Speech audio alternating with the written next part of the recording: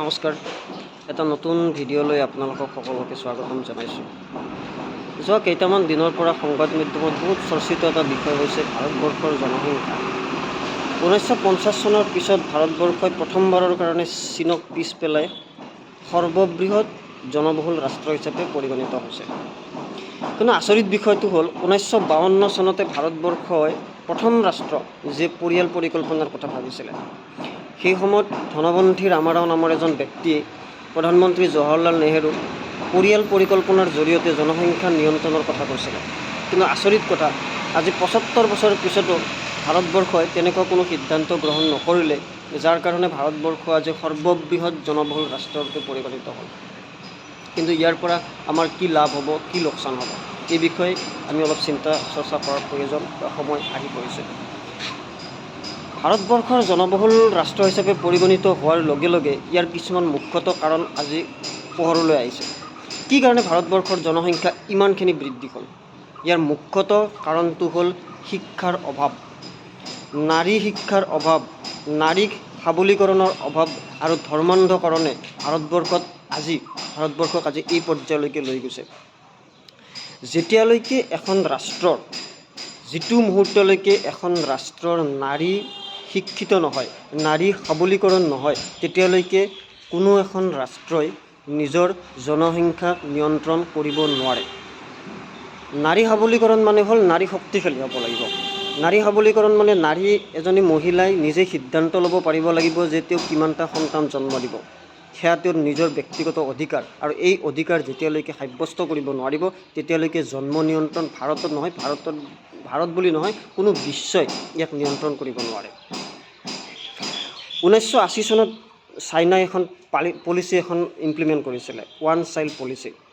এই পলিচিখনৰ জৰিয়তে তেওঁলোকে এহাল দম্পতীয়ে এটা সন্তান জন্ম দিব পাৰিব, তেনেকুৱা এখন আইন আনিলে। কিন্তু তাৰ পৰাও চাইনাৰ একো লাভ নহ'ল। চাইনাৰ তাৰ পৰা যথেষ্ট লোকচানেই হ'ল, যাৰ কাৰণে 2016 চনত তেওঁলোকে সেইখন উইথড্ৰ কৰি দিলে। আজি ভাৰতবৰ্ষৰ যিটো অৱস্থা হৈছে,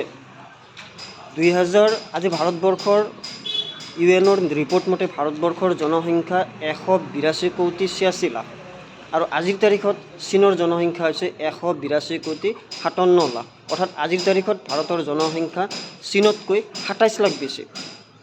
এই হিচাপত যদি জনসংখ্যা বাঢ়ি থাকে, তেতিয়াহ'লে 2050 চনত ভাৰতৰ জনসংখ্যা হ'বগৈ 166 কোটি।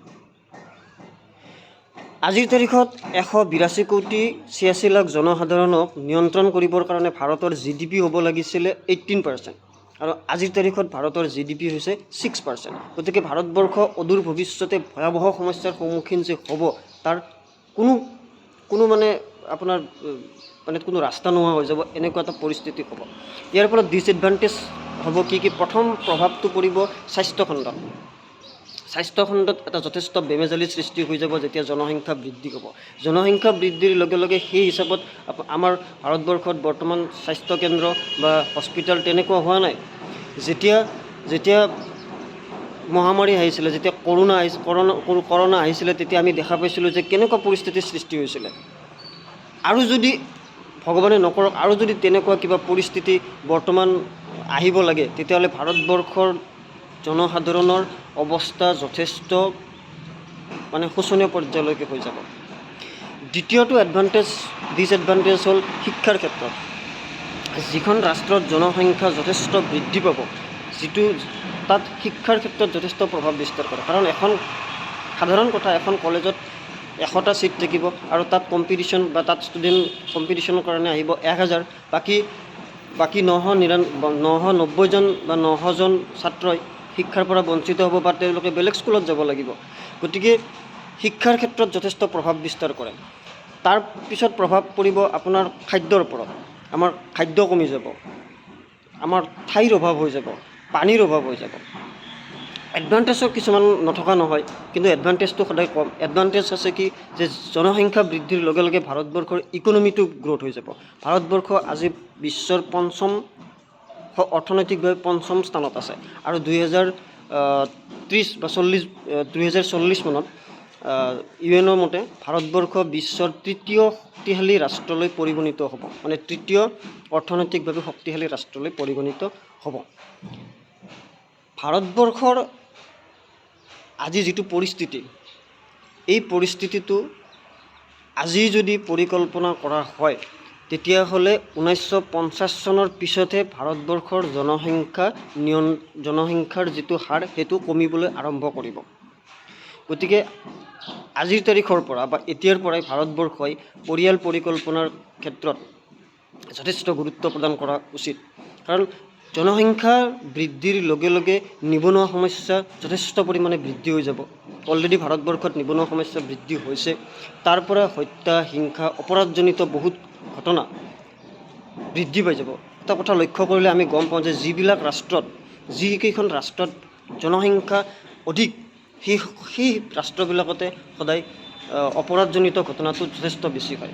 আৰু ইয়াৰ লগত শিক্ষাৰ যথেষ্ট জড়িত হৈছে। কাৰণ আমি এটা গম পাওঁ যে যেতিয়া জনসংখ্যা বৃদ্ধি হ'ব তাক নিয়ন্ত্ৰণ কৰাত যথেষ্ট অসুবিধা হয়, তাত গুৰুত্ব প্ৰদান কৰিব নোৱাৰা হয়। শিক্ষাৰ ক্ষেত্ৰত যথেষ্ট মানুহ পিছ পৰি যায় বা শিক্ষা সমানে দিব নোৱাৰা হৈ যায়। তাৰ ফলত মানুহৰ অপৰাধজনিত কাৰণ বা বিভিন্ন ধৰণৰ ডিপ্ৰেশ্যন মানুহ হৈ যায় আৰু ৰাষ্ট্ৰখন লাহে লাহে পিছুৱাই গৈ যায়। গতিকে ভাৰতবৰ্ষক শক্তিশালী কৰিবৰ কাৰণে আমি প্ৰত্যেকজন ব্যক্তিয়ে আজিৰ পৰা অৰিহণা যোগাব লাগিব, নিয়ন্ত্ৰণ কৰিব লাগিব, পৰিয়াল পৰিকল্পনা কৰিব লাগিব। তাৰ কাৰণে চৰকাৰেও উচিত ব্যৱস্থা গ্ৰহণ কৰিব লাগিব আৰু চৰকাৰকো আমি জনসাধাৰণে সহায় কৰিব লাগিব আৰু এখন শক্তিশালী ভাৰতবৰ্ষ আমি সকলোৱে মিলি গঠন কৰিব লাগিব। যদি এনেকুৱা ভিডিঅ'বিলাক চাই আপোনাৰ ভাল লাগিছে তেতিয়াহ'লে মোৰ চেনেলটো ছাবস্ক্ৰাইব কৰিব আৰু আপোনালোকৰ বহুমূলীয়া কমেণ্টেৰে মোক উৎসাহিত কৰিব বুলি আশা কৰিছোঁ। ধন্যবাদ।